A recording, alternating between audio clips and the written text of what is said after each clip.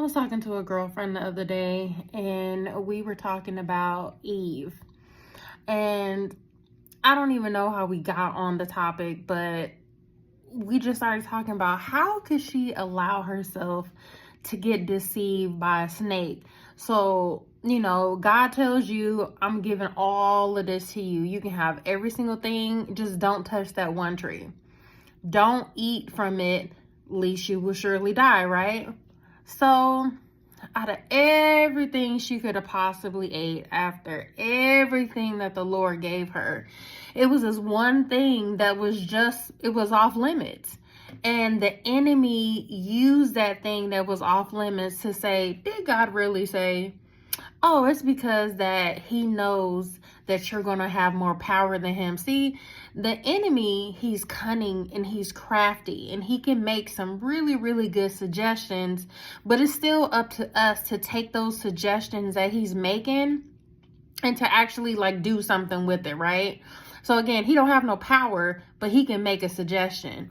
And I was telling her, I was like, why is she even listening to the snake anyway? I'm just imagining something coming slivering up, say, did God say? How that would just freak me out in my natural mind. But trying to think about how things were back in that time in the garden. I mean, I know that Adam was naming all of the animals, so maybe that was just a normal thing. Maybe that wasn't something that was not happening during those times. And in our conversation, we both said, I don't know how Eve allowed herself to get deceived, right? She should know. But then I thought about some of the things that I do, some of the suggestions and the little slivers from the enemy that he makes that I bite, that I take. And I just said, Lord, how do we stop ourselves from being in that position?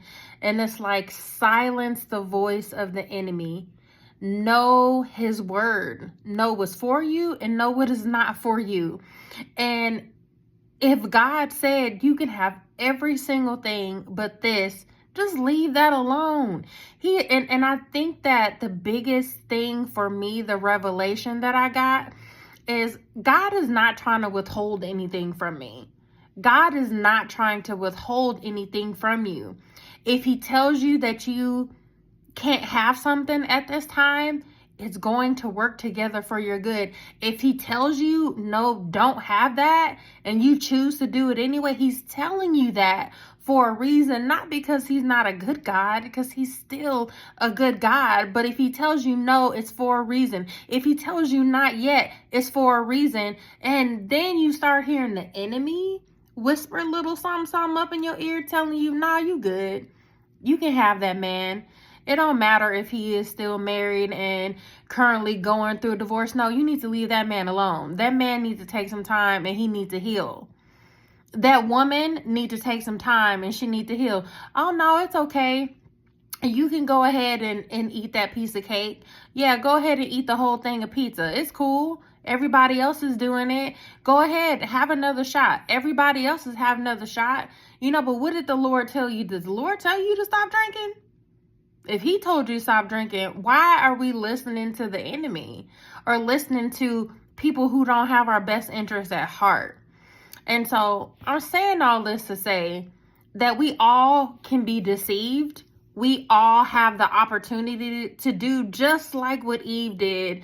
And she listened to that voice and was like, Lord, are you trying to withhold something from me? And no, God is not trying to withhold anything from you. He's trying to give you something. Hope in a future, life and life more abundantly. So if he says no to something, start thanking God instead of complaining about the thing that he said no to or not right now to. Amen. Love you.